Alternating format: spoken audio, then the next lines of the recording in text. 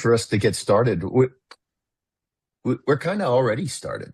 One of the one of the ideas behind this get together is just to make this a conversation of people with a depth of experience and perspective and sharing around a topic, and all of us walking out of here a little bit smarter on that topic, hopefully picking up tips or tricks that we can apply every day or in the long term. So other than Priya, I think we had a chance to go around the horn, who's who in the zoo and where we're from. This Okay. is the third. Go ahead, Priya. Hey, John, nice to meet you. I know a few of them over here already. I was missing in between because I had to step out and to complete a course that I had joined. I am from Bay Area, California. I'm not very far away from you, but we are not as sunny. I mean, we are sunny right now, but not as warm as you guys are. Uh, and yeah, I work in tech in Silicon Valley over here, transitioning right now, and was traveling in December, so trying to center my mind again. And when I saw that email from Betsy, I was like, oh, I need to be on this call Yeah, because right. I'm finding it difficult to gather my thoughts and, sort of get back into the mode of job search, meeting with people, networking. So it's that inertia of like sort of pulling yourself together and all the chaos that is happening. The geopolitical chaos, I believe, is training us and people who want to deny it. Please, it's not the right thing to do, but I just feel that's also causing some amount of, you know. Priya, I think you were listening into our prep call yesterday. I think she saw our notes. Yeah. Did I? Wait a minute. That's the conversation flow for the day. Kelly, oh my God. Okay. Okay. Yeah, it is. I am getting really impacted by that. And I want to because I believe I moved to this country for a very different reason. I was not born in this country like a lot. I mean, I'm guessing rest everybody of you all were. And this is not what I bought in for. Okay. And it really impacts me. I'm like, I did not want to be part of this mess. Sorry to say that. I do not want to make this a political conversation, but we cannot hide under the rock either. Each one of us is being impacted. Our mental health is being impacted. Our fellow citizens are suffering, and we need to talk about it openly instead of saying, oh, I don't want to talk about it. We have to. I think Couldn't that's agree. one thing, go ahead, Go John. ahead. No, you got it. You got it. I think we go into the holidays expecting kind of this rest and this reset. And then Yeah. we're quickly introduced to family dynamics, lack of sleep, disruption of rhythms, and then comes this new chapter turning of the new year, which is kind of this arbitrary, we've all decided we want to pick up and do something new. And then you take into account the geopolitics that started to unfold where we're like, oh, we're all ready to kind of like settle in, get after things. And so one of the things we are talking about yesterday is like, what does compartmentalized chaos look like when you're trying to focus on what you can control when there's so much that is outside of our control? And so, yeah, we're really looking forward to the conversation today. One kind of question we wanted to pulse everyone with is, I think I saw a lot of heads, going north and south is like, how many people are coming out of the holidays feeling rested? By like show of hands, maybe. Anyone feeling rested coming? Oh, Matt. This is sort of like better than I was, but A little bit better, but not quite as restored but as you not were quite hoping, what I had Brenda. hoped. Yeah, I think I Very saw well Laura doing rested the same while I thing. was traveling. While I was in India, I was very well rested. Why do you think that is? I guess I could sort of detach myself, like you said, compartmentalize. I was still watching the news. I was still wondering what's going to happen when I'm going to walk back into the country, walk back through immigration. Sorry to say, a lot of us who walk back, who are for an international travel when you're getting back. And after all the news that you've heard, that's always playing at the back of your mind. How am I going to be treated? What's going to happen to Mhm. me? What kind of questions are they going to ask me? And all those things sort of played in. But I'm okay. I can't complain. I should not even be complaining. I live in a state where we are pretty shielded, and it's just that that our roles, our day-to-day rhythm of things are being impacted by what's happening around us. And it's also impacting our employment, our day-to-day lives. That's what I meant to talk about. Yeah, I mean, we had talked about that yesterday as well, Priya, is like how the external factors, it's all so big, and then it impacts us all individually on such a different level. My husband, he's active duty Navy and could be called away at a moment's notice. And so I'm watching the news and I'm like, okay, what are we going to do? What's going to happen? And then talking to Betsy, I know she shares that sentiment of like, I own a store. How is this going to impact the economy around me? Another question we were curious is Hold how on, many people? Kellie. Oh, yeah, go ahead. Brenda, did you just? I did. I Did you want to? just kind of, can I just respond to Yeah, Priya? I please. think, one of the things that I often hear from people is what you said, Priya, and I understand why you said it. You said, I really shouldn't complain. I'm in a good place. That is a dangerous position Yeah. that many times I think good people take, which allows us to get to where we are right now because we were able, whoever we were able to ignore because we were not directly impacted. And I think as leaders, that's part of, I wouldn't say my trauma. I'm a huge empath. And so I take it as my responsibility to not divorce myself from what other people are going to. I was in Panama. It was a very emotional experience for me. People were so nice. And I was worried. I was like, I'm American. How are y'all feeling about us now? I mean, because I go all the time and it's a really friendly place. So I was like checking for, is it different now? And I mean, people were just so loving. And I wanted to cry because I'm like, people at home who are foreign are in a totally different situation Mm. for no good reason whatsoever. So, it sometimes feels safe to be able to say, I'm okay. But I worry for sometimes what that decision does. I mean, it helps our mental health, but what impact does that decision have on what happens going forward, where we could participate differently? So, I mean, not to judge you, I'm not judging you at all. No, I'm just I saying, completely agree with right. you, Brenda. And that is the reason I brought that up right away. Yeah. I do not want to shield myself from it just because I live in a Yeah. state where I feel protected. But my heart is right now with everybody in Minnesota, with all those states which are being impacted, so badly impacted. I'm literally crying looking at those Yeah. videos. I'm like, what is Yeah. even happening?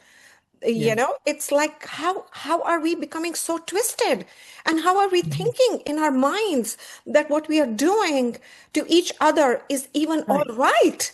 Yeah. Like, we grew up learning in history that what happened in another continent was so wrong, and we are trying to do that over here.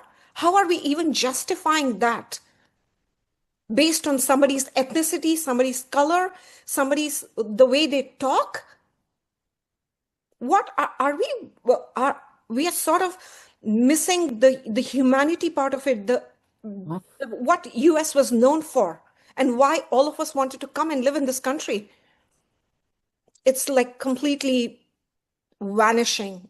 And mhm. If I may interject, Priya, if that's okay. That's actually some of the things we're going to talk about today, is because there's a lot of things going on outside our world, which makes burnout happen pretty quickly, as well as losing focus on the things that need our attention. So that was actually a big conversation we had today in our prep call. And I know that John and Kellie Yeah. we're going to be talking a lot about that. Thanks, Betsy. Priya, I think as mature human beings and leaders, we can't ignore the responsibility and accountability that we have to that greater good and humanity. But we recognize that we have to compartmentalize. We have to compartmentalize emotionally. We have to compartmentalize cognitively so that we can fulfill our roles in other areas, right? And I was having a coaching conversation with a coachee of mine the other day, and she said, John, I compartmentalize. I said, yeah, of course you do. I understand. But the stress that we consume across each event, whether you're compartmentalizing emotionally or cognitively, the stress stacks up and it will affect us personally and professionally. And I'll give you an example. When I finally dialed down for the holidays and took a real break, and my body started to transition from sympathetic fight or flight, high stress to parasympathetic, I got sick. And let me just take a poll, show of hands. Anybody in the room get sick over the holidays? I mean, I got sicker than I've been in over 10 years. Any, just a couple? Well, oftentimes when we're under stress or when we're in chronic sympathetic mode, your body is always producing that adrenaline and that cortisol and those anti-inflammatories, and it's boosting your immune system. So when we take a break, like happened over the holidays, and those performance enhancing hormones go away, we see latent viruses pop up and we get sick. We see inflammation that had been suppressed rise its head. We get tired and we crash. And I got sick. And then getting sick, well, that just made it easier for my habit stack to start slipping. And once the habit stack slips, well, then that's when the burnout aspect kind of rears its head. Betsy, you got sick. Did you feel that cumulative, compounding sort of the hormones that have been propelling me forward? They're now gone, and now we have all the added pressure of the holidays. A lot of people don't look at the holidays from an added pressure perspective, but people are flying in to visit, or we're flying somewhere else to visit. So we push through those negative feelings. We grind it out, and I think it has a cumulative effect. Did anybody else experience the holidays from that perspective, the pressure of the holiday itself? I can say I didn't, because I specifically made choices where I wouldn't. Okay. Right. You were deliberate So and I didn't intentional stay about it. home. I didn't stay home where I could look at all of what I need to be doing and have it. I went to a place that is my happy place. My kids, this is a safe place. I love it when my kids are out of the country. And so my four kids weren't here. I was like, okay, good. And my one son that travels for business, we got to overlap for Christmas, and then I got time alone. So it's like I made that cocoon for myself that we normally don't for our holidays, because I was coming out of a fire. I didn't want to step into another emotional one. And so I call when you getting sick at the end, I call that post-final syndrome, because I used to always get sick after the finals. And I've had to I think I work at not doing that, because I know that it will Gotcha. happen. Gotcha. Yeah, Brenda, I like how the post-final thing. This is not the world according to John. This is a well-researched phenomena. It's called stress letdown syndrome. And I was sharing this with Kellie and Betsy yesterday, and then Kellie decided she wanted to highlight the fact that I'm 57 years old. And hey, John, do you recover not as well because of your age? Is there any research on that? Like, oh, Kellie, as a matter of fact, just wait. Well, okay, I will say what was interesting, because my question was more, as you get older, does your body stay in a sympathetic state, that fight or flight state? Is it more prone to staying in that state more often than going into rest and digest? And what John quickly realized is like, yes. And so you can be in that fight or flight sympathetic state more often when you don't realize it is. And so then when it does come to the opportunity of like, oh, I'm going to rest and digest, I'm going into the holidays, that letdown is almost more extreme, because your body's not as used to kind of toggling back and forth between those two states. Janice, I did see you come off mute. Were you going to say something about your holidays?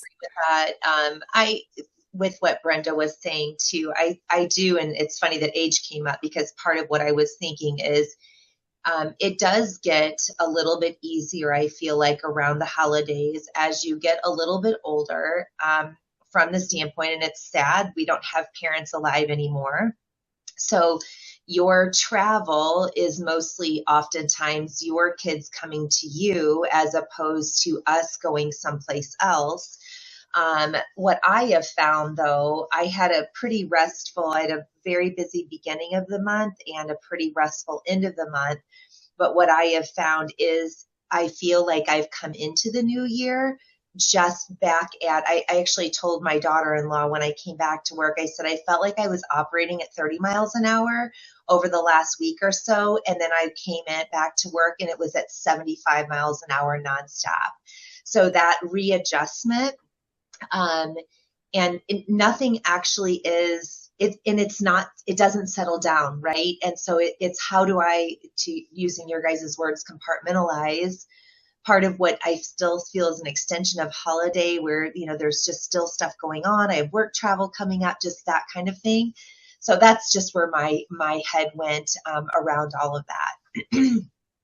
Janice, as we were coming back into the office last week, I was like, what does an intentional ramp up look like when you're going from 30 to 75? And I was like, I can't remember who said this, but it's like, for every email I send, I'm asking for an email in response, right? And so then I was like, when do I need to actually send these emails with the kind of the thought in mind? My clients are on the other side of these emails too, experiencing this ramp at probably even a more intense rate. So Bridget, did you have something to add?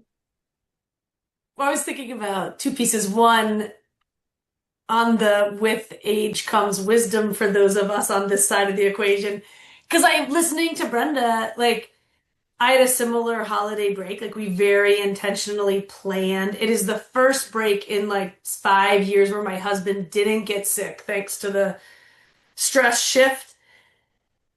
And we really intentionally planned a low stress way to do the whole thing. We also traveled. We also left the country, which was interesting to feel the sort of systemic release of it not being, it was really interesting to viscerally experience. And then we came back with 3 full days of nothing. So there was plenty of time to sort of settle in. And then, so I'm thinking about that, in some ways, I think with age for myself, I've become much more aware of the costs of that state. There was a time in my younger years where I found the fight, I thought fight or flight was kind of awesome because you could just do more. And so, but it has become less comfortable with age, which actually inherently means you manage it better, which is Does it mean it's been helpful to the whole equation because I don't think I go there as much as a default. So I was kind of musing on all of that with age. Some of the sensitivity I actually think is helpful because we don't change until it's so uncomfortable that we have to. And so, yeah. So I was thinking along those lines. But it does take, I think the difference, the last thing I'll say, probably not for the whole time because I like to talk, but I can remember having conversations with clients during COVID and talking about the metaphor that we kind of all have to accept that every day because of the external noise we are starting with a gas tank that is already 30% depleted.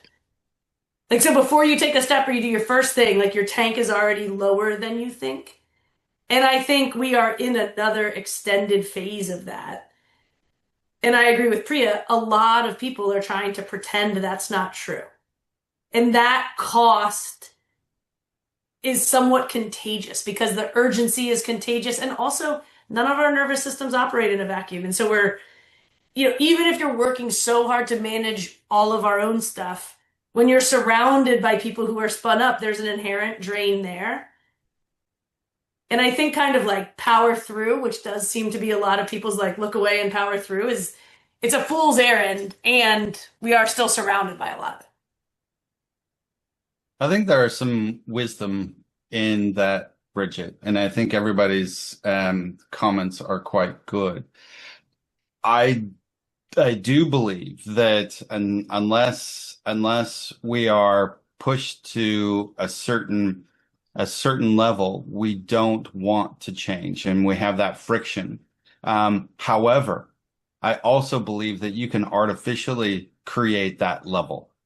So if you are setting your year targets, whether it's personal goals, health goals, wealth goals, relationship goals, business goals, if you're setting those, you can make that artificial floor so that when you're hitting that artificial floor, it is as if you are hitting the rock bottom or whatever, so that it forces you to change. It's just a matter of thinking about what those impactful visionary goals that you want to achieve, and you set those parameters that if you lose that, if you're not successful at this level, that means your life is disrupted and you're not going to have the life that you want. So you can artificially set that floor. And that's one of the things that I try to do, because my tank is probably always 70% depleted, right? So if I focus on the fact that it's depleted, then I can't focus on the fact that I still have gas in the tank. And so because I'm an entrepreneur, because I've got staff, because I've got a family, I cannot allow myself to focus on the depletion, but rather, how far can I get now? And what are my goals, and why do they matter the most to me? Because if I make those goals that not necessarily ambitious, but that driven, that if I don't do this, I'm a failure for my family. And those goals for my family are necessary for us to have the life that we want. And so yeah, so that drives me, and it has to be real as well. It really has to have meaning. So I did post that picture because obviously we all need rejuvenation and some time and headspace. But we do need that time to completely be blank, but also we need that time to think. And it's hard for us in this busy world, because we need to get this task done, this task done, this task done, but we need to make sure that we have that time set aside and blocked in our calendar saying, this is thinking time. Because if we don't take that time to think, that's when we can't actually strategize or change the direction or make sure that we're reviewing our goals, right, and our targets. And that has to be a weekly item. Sorry, didn't mean to get on this. That's great stuff, Dan. Yeah. No worries. So your holiday experience, you were very deliberate and intentional about refilling your cup.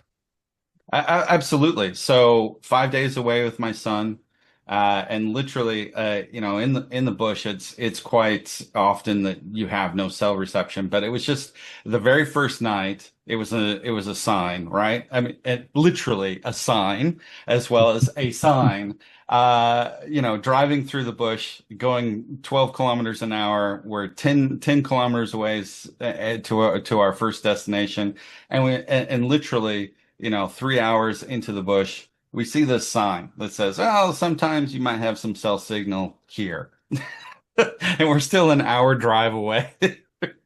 And we're like, okay, that's real. And pretty much, yeah, we had no reception whatsoever, which was great because it forced him off devices, forced me off devices, and we could have that alone time. Obviously, we had some separate time as well. He's a teenager, so it gave me that time to think and reiterate some of the stuff that I had done just before Christmas on what I wanted to achieve for all those different areas for the year, and really put in my mind how that's going to happen. So yeah. Yeah, I think we could have a whole conversation just on the benefits of the digital detox and dopamine restoration and all of that. Good stuff, Dan. Thanks. Christina, I know that you shared with me before the holidays that you had visitors coming in from halfway around the world. Did you feel any added pressure on? Did I just A cut out? hundred, a Oh, hundred there we percent. go. Sorry. I thought my internet signal just dropped. Go ahead, Christina. You know where I was going with the question. Yes, 100% added stress. Managing expectations and also trying to do your best at the same time, managing egos, managing like there's just so many people in the house at the same time. I've got three little kids, all younger than 5. It was challenging. Yeah, which is why I'm going on vacation next week. I think By this is yourself? the Yes. back to Montenegro. No, I'm going to Paris. I'm going to meet up with my best friend there. And yeah, so thankful to my family for the support with kids. Good stuff. It sounds like your own cocoon, like Brenda was talking about. Yes, that's what I need right now. The holidays were crazy. And so maybe this is the first time that as a young parent, I can see that my kids are really engaged with the activities. So I felt that pressure throughout the whole December. Oh, we gotta go meet Santa here. We gotta go meet Santa there. We gotta go to this party and to this party and gotta do this craft and that craft.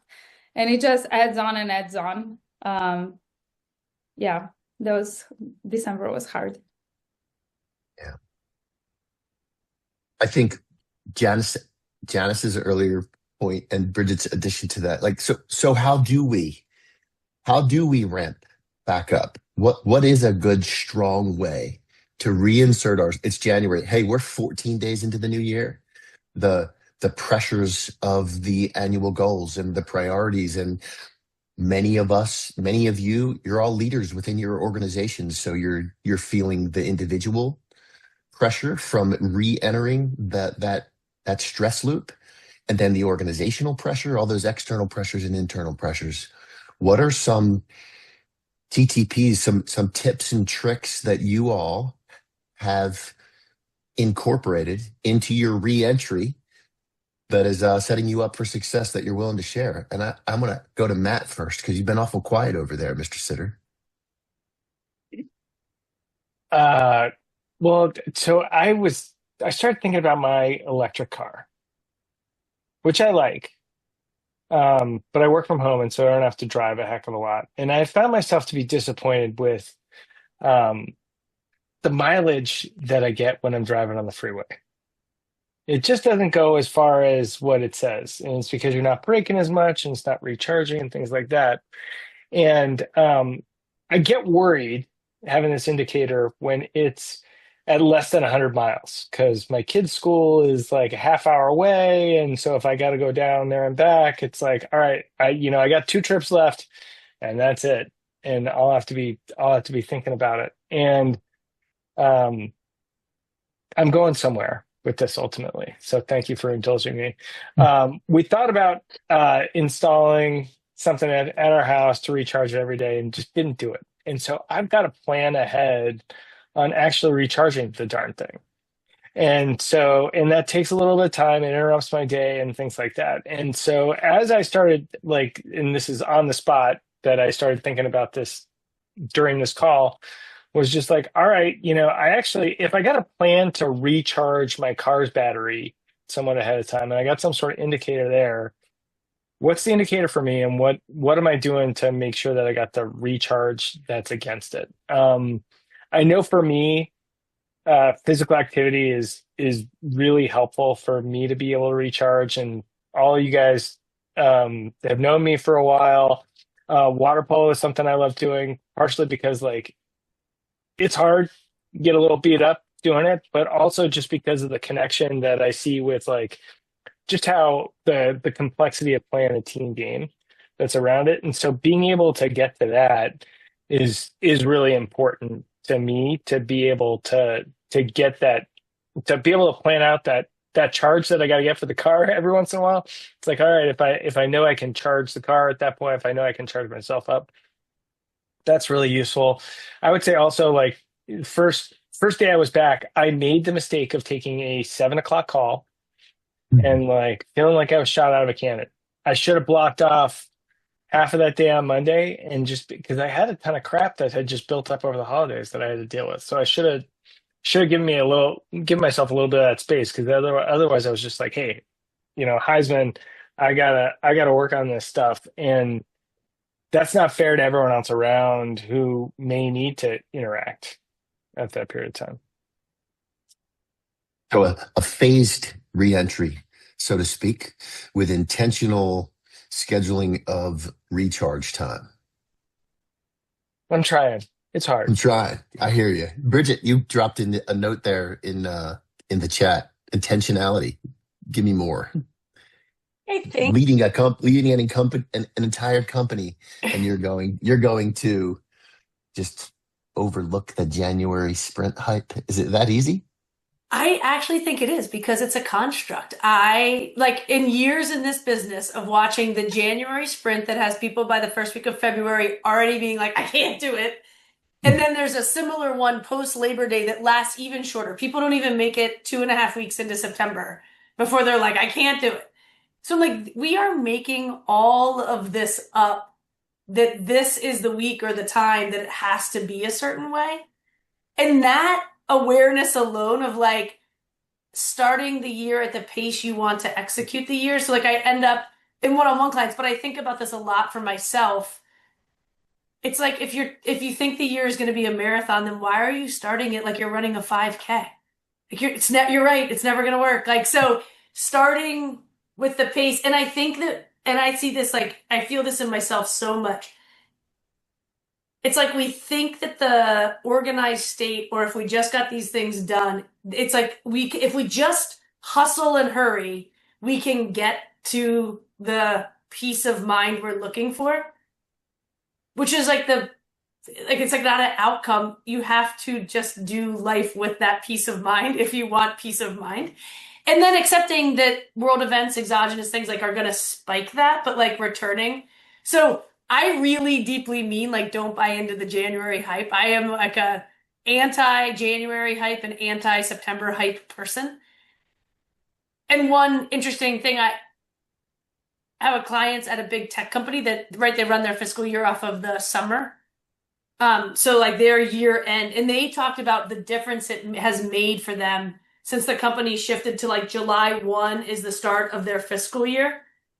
They're like, it has like completely alleviated the year end. They're like, now year end is just like about holidays and those other things, because we do all of the hype stuff in the summer, which I thought was really interesting.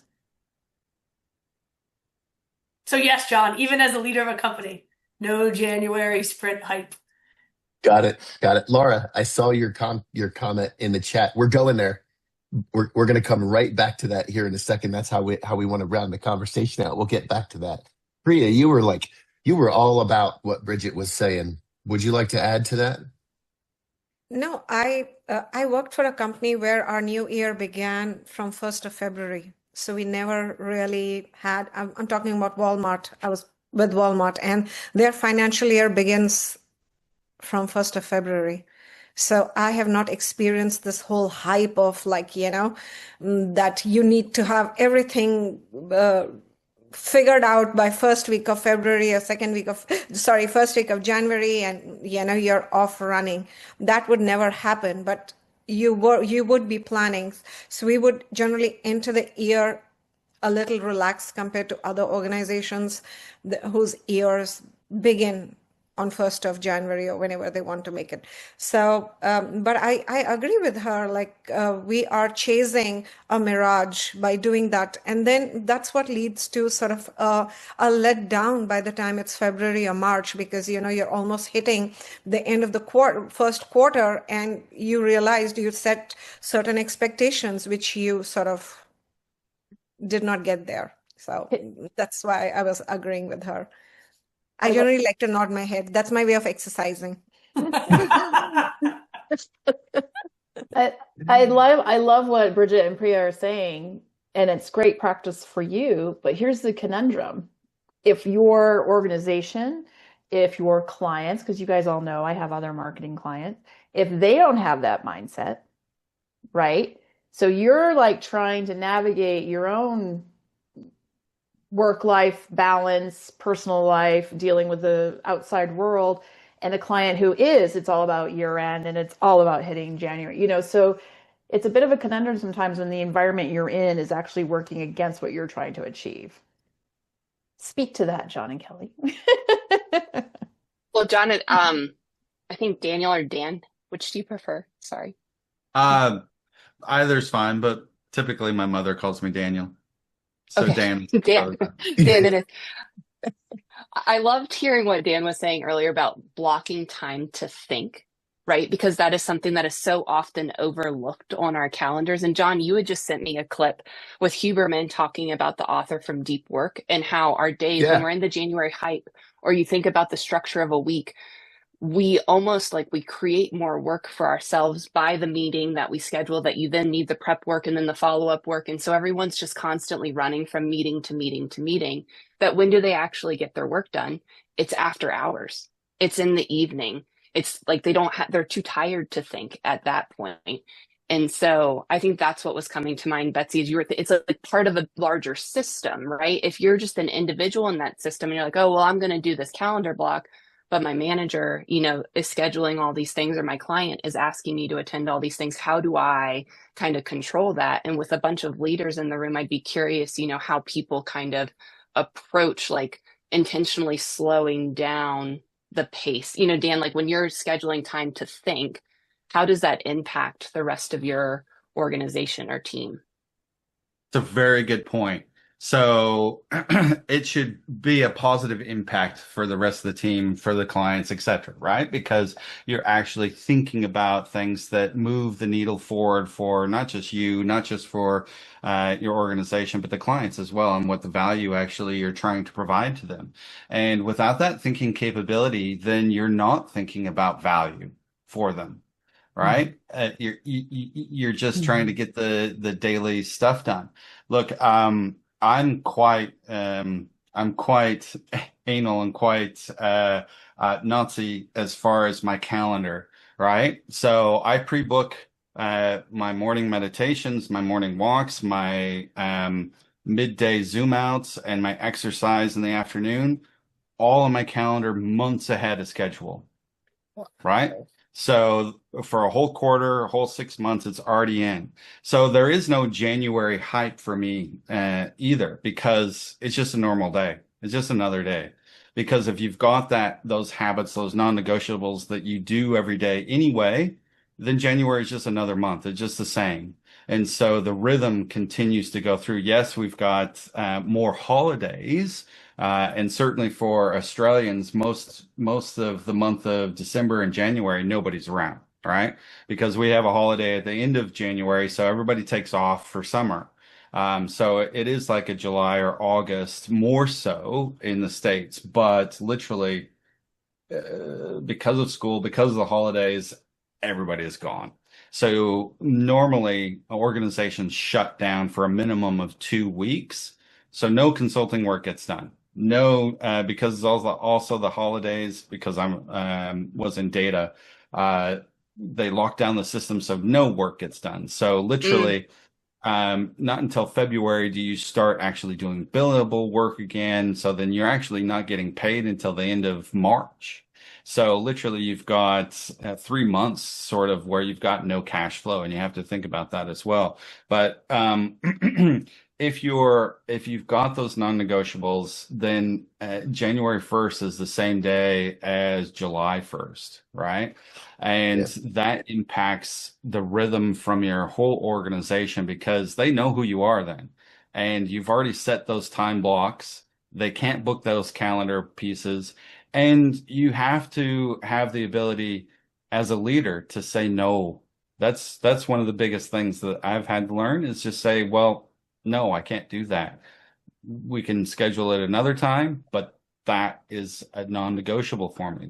Those 2-hour blocks on Friday afternoon, I'm not going out for drinks. I'm going, full on what's happening next week. And that's my block, and everybody knows it. So that's so powerful, Dan. Individual and organizational predictability are it is a known way to decrease stress, not just on yourself, but organizational stress. Because we can all look at this from an individual perspective.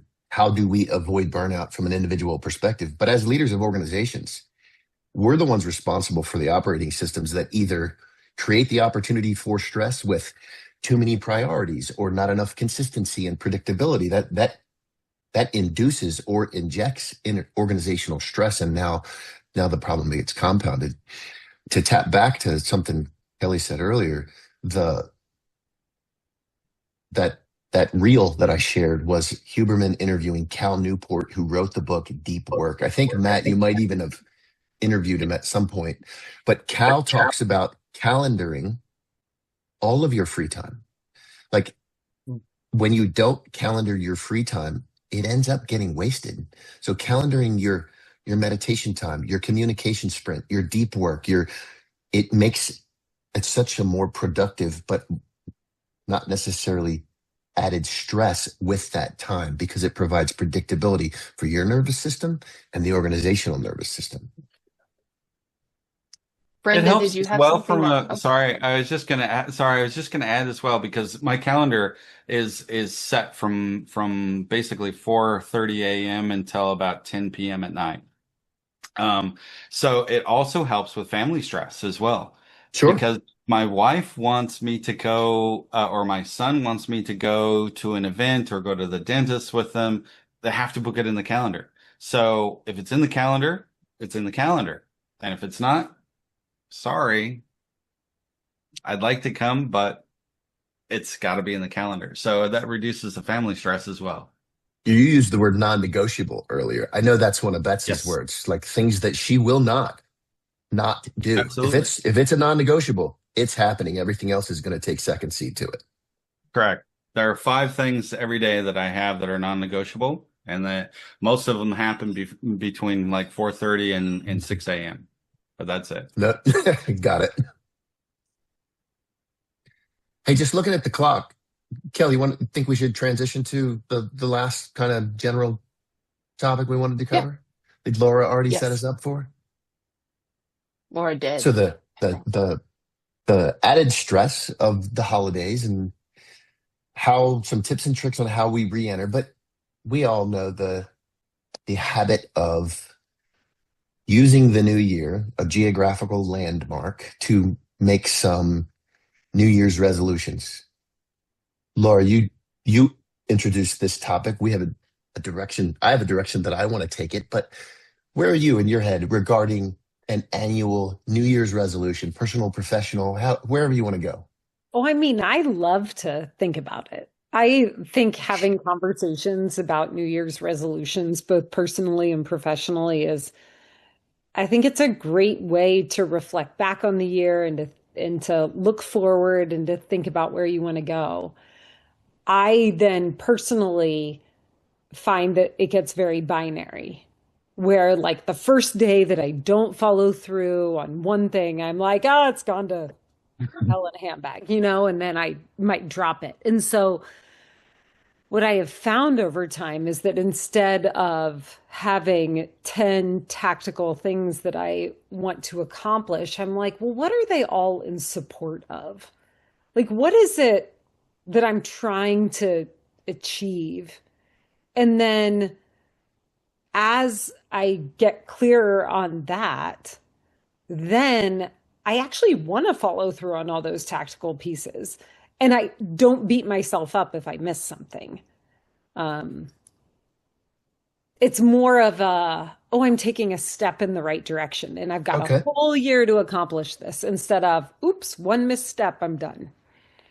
Gotcha.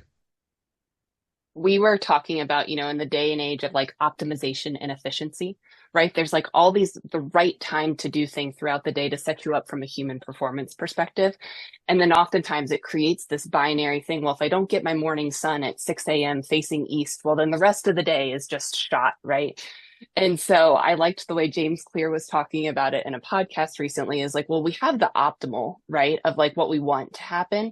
But then there's like this range of flexibility, because we're all human and we all have this day that kind of like morphs and changes. And that's kind of as I was hearing you talk about, Laura, like the macro picture of what I want to happen in the year, it almost makes the like, oh, well, I missed this here. That's okay. I'm going to do it, differently next time.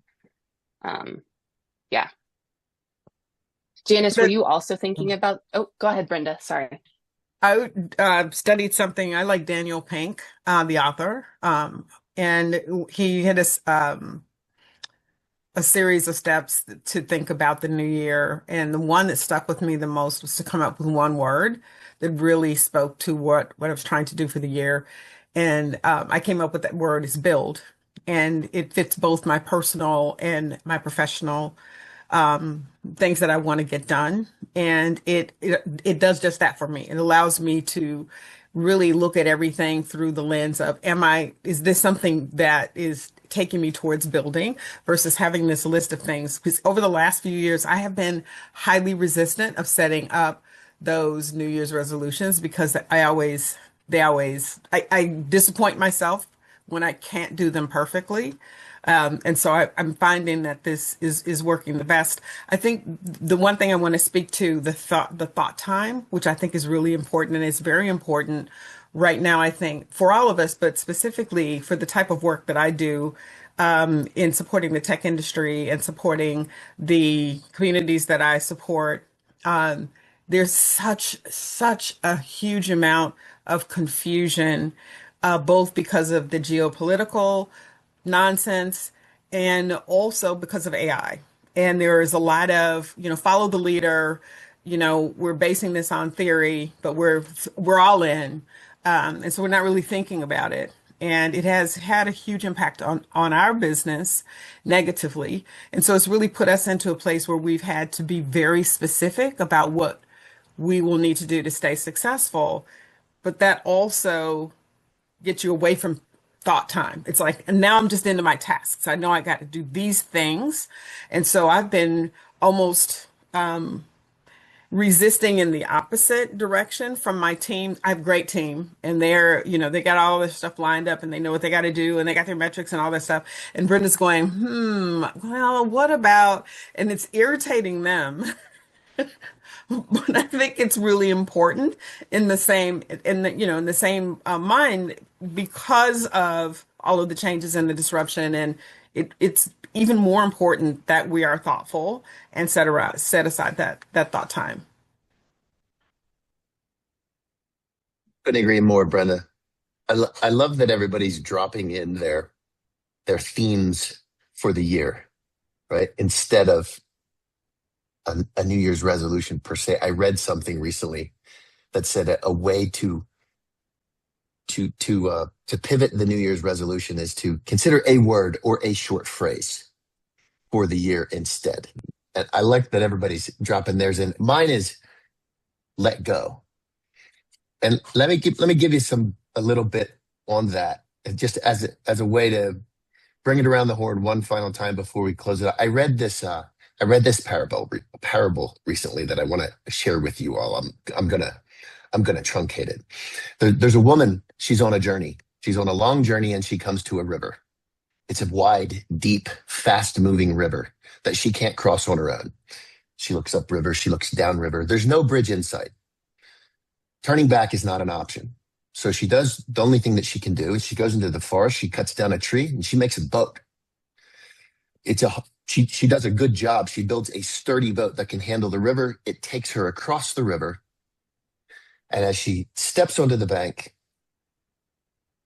a thought comes to mind. She's like, wait a minute. What if I come to another river? It took so much effort to build this boat. This boat has served me well. I could need it again.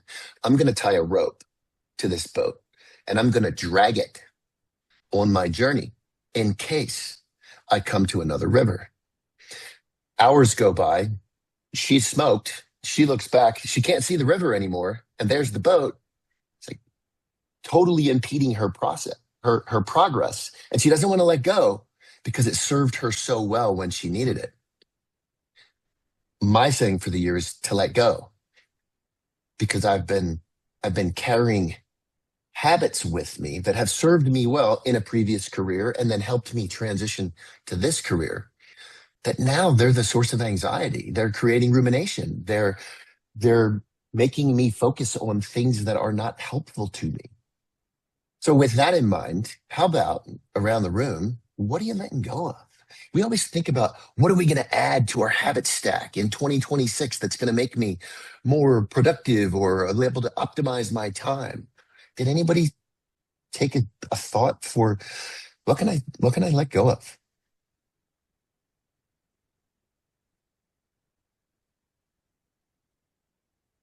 Well, John, I guess I'll kick it. My mantra for this year in 2026 is cultivate abundance. And so something that I am letting go of or creating a non-negotiable around is having an hour of moving my body versus an hour of work. And so I'm letting go of that hour of work during the working day because that is in reality with the way the rest of my life is. That's when I can fit it in and when it makes most sense. Bridget, I see you're off mute. I am letting go of OPP, other people's problems. I am putting my faith in adults can address their own problems, and I will address my part. If somebody's OPP is creating a problem for me, then my business there is my part of that, not theirs. Laura? I am letting go of everything needs me to move forward. And I actually mean that more in my own household than professionally. So I'm going to trust that it can get done, and I'll read my book for 10 minutes. Dan? Yeah, letting go over the last since I was 24, I've had a theme that I put to myself called ambitiously lazy. So at some point, the laziness can come because I've been ambitious enough to get things done, and has served me well. But I have changed it for this year to move the needle, and that doesn't necessarily mean grinding more or being more ambitious. It actually is focusing on the right things that are actually going to move the needle, right? So part of that as well is not just the wealth or the business side of things, but it's also my family, also the relationship. And since my son now is a teenager, the quality time that I need to spend and the goals that I have for him, I need to change certain things to change the timings of certain things so that I can move that needle. So one of the things that I am letting go of is OPP. And I've been extremely empathetic and sympathetic, especially for those, because I have another side of the business that I do property development, have a lot of investors, and some of them come to me with their really personal problems, and even showing up on my doorstep a couple of weeks ago before Christmas. Just what? It's not my problem. It's not, and I can't take that on, and it's not my stress, and that's their issue. And I've set those boundaries, which is quite difficult for me to do. So there you go. A great one. Brenda? I'm letting go of making sure that people understand. Part of my skill set is I'm visionary, and what that has caused me is to see things many times way before other people do. But I'm also a middle child, so I want to make sure everybody's happy. Do you get it? And let me help you understand. And yeah, strenuous. I'm letting go of that. I love recognizing the different variables at play too, and Yeah. and wanting to build, like the importance of that and wanting to build. Yeah. Priya, how about you? I believe letting go of the concept of hard work and embracing it for smarter work. So you're thinking strategically, planning strategically, being like Brenda. I want to learn to be a visionary, think way ahead, acquire those skills of, how do you think way ahead and ingrain that aspect of in my life. So don't just believe, oh, hard work is going to get me. No, thinking strategically is what I'm moving towards. And Laura, thank you for putting back your other earring thing, because I thought maybe that was a trend, having only one, and I was sort of missing it. I've had a really good friend of mine, kind of what Dan was saying, Priya and Brenda, is like focusing on high leverage activities. Does that sound familiar, John? Thank you. Way to slide that in there. Yeah. I like it. And I know we're right at time. Christina, I'd love to hear what you're letting go of. Real quick. You guys got me thinking. I haven't been thinking a lot about year's resolutions ever in my life, really. But thinking about what's been on my mind recently, I want to say I'm letting go of the pressure to be everything at once. Good one, Christina.